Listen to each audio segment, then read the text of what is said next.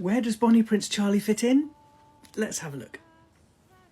So we have to go all the way back to 1603 when Elizabeth I died and James Stuart, James VI of Scotland, became James I of England. Now he had a son and he was called Charles I. Charles I was the one who fell out with Parliament. It led to civil war and it led to him losing his head. For a while there was an interregnum. Oliver Cromwell was doing his thing, but it was a road to nowhere. But it was okay because Charles had a son and he was called Charles. Charles II restored the monarchy in, 1660. Now, Charles died without a legitimate heir, so the throne went to his brother, James II. Now, James did have children. He had a few boys, but they all died really young. The ones that made it to adulthood were Mary and Anne, with his first wife, Anne. They were Protestants and brought up Protestants. And then he married again, and he had a son called James, but this time he'd married a Catholic, and James was brought up Catholic. It's quite important in the story. And James II caused quite a few problems, mirroring his father. He fell out with Parliament, he was Catholic, he was too close to France. Either he was pushed or he ran away, but he wasn't welcome on the throne. And so he went, not good. Oh dear.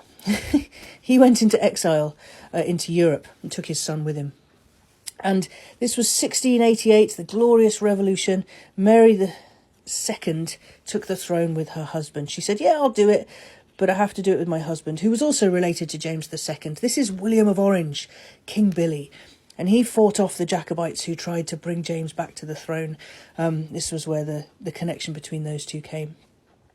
Now, she died before him and left him on his own, but eventually William died and they didn't have an heir. So the throne went to her sister Anne. Anne had 17 pregnancies, but still she died without an heir. So what was going to happen next? Well, these guys weren't welcome, and so they had to find the nearest Protestant relative, and they had to go back all the way to James, and there was another great-grandchild of James VI, and he was called George. His mother was in the running for a while, Sophia, but she died a few months before. And George I, well, look, if the Jacobites weren't annoyed with this lot, they were super annoyed with this lot. They wanted their throne back. There was an uprising in 1715, which was put down. And, of course, these guys went on to have children. He had a son called George, who became George II, and he had a son called Charles. And this was Bonnie Prince Charlie.